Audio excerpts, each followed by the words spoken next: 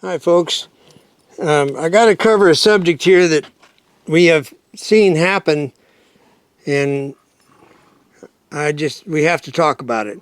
People have sent us videos to watch their horses track or do whatever they're going to do with them, and one guy sent one wanting to know his horse was throwing its head a lot. He thought it was the bit. Well, the fact is he had no curb strap on a bit, zero.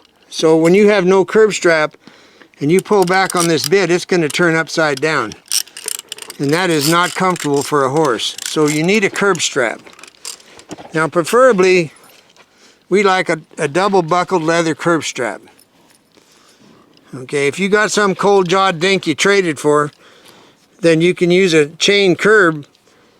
But I never need a chain curb more than 2 weeks after you teach them the concept of release. If you don't ride very well, then you'll probably need a bigger chain. But that's not the way we like to get this done. So what I'd like you to notice is that when this is correct, the cheek piece never goes past 30 degrees when the curb strap comes tight. So right there it's tight. So that's too tight. You'll also notice when you buy a curb strap, because the people that make them are in Taiwan and they don't know about riding, so you got to punch a hole in between every hole on the curb strap. So now I've made it a little bit longer, and now it's reaching the 30-degree mark.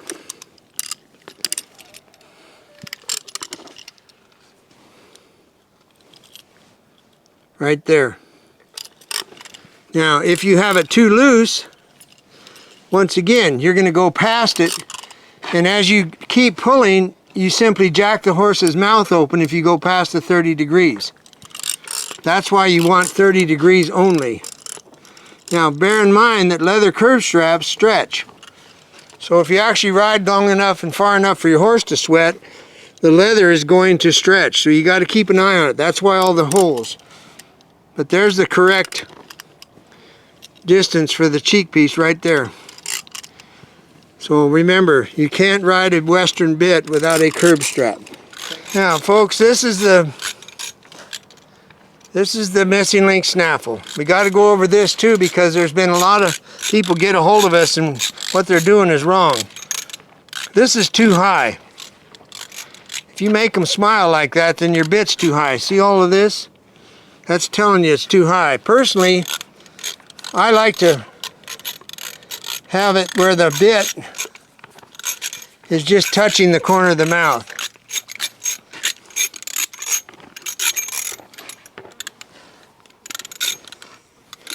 Now when you have a bit with a buckle on each side, don't be afraid to use them accordingly. Some head stalls have one buckle, some have two. And try to keep them even. That'll help you manage your bridle better. Now if you, like a lot of us, you ride a lot of horses in the same bridle, so you're always changing these anyway. But now you can notice there are no wrinkles in the corner of the mouth. And this bit was bent on purpose right here for the simple fact that it can actually, if you work with me, you'll understand it works like a tongue release. When the horse moves his tongue, the mouthpiece slides up the ring. I want a sliding ring all the way around. Now the other thing you got to know is that in an emergency, this curb strap, which is not tight ever, I put it above my reins because I don't like a horse lipping it or playing with it, especially colts. But it is designed for safety, that if things pull apart and you've got to literally pull as hard as you can on this bit to keep from dying, it will not allow the bit to go through the mouth. The curb strap keeps it from going through the mouth. So you need to understand that about bits. And that goes with any snaffle. So that's something I have to bring it up because it was shown to us. And it's dangerous and it's wrong.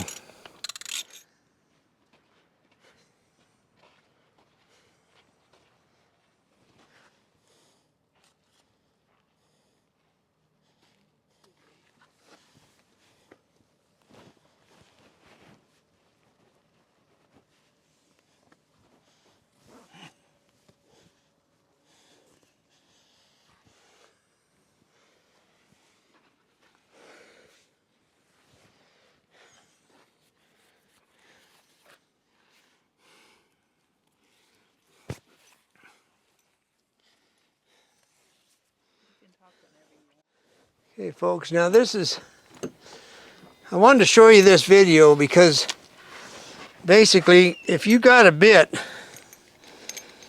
that's too wide and you got a little mouth on a little width on like a mule or a small horse, all you need is a sharp knife and you can shim this bit so that it'll work.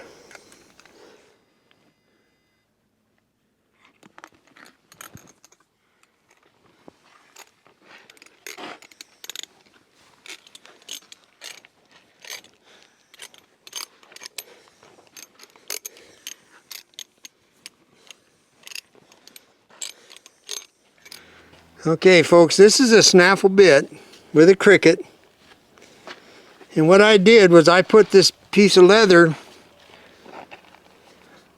on the inside so I could shorten up the distance, and it's a very polite way to ride a mule, and all you need is a sharp knife.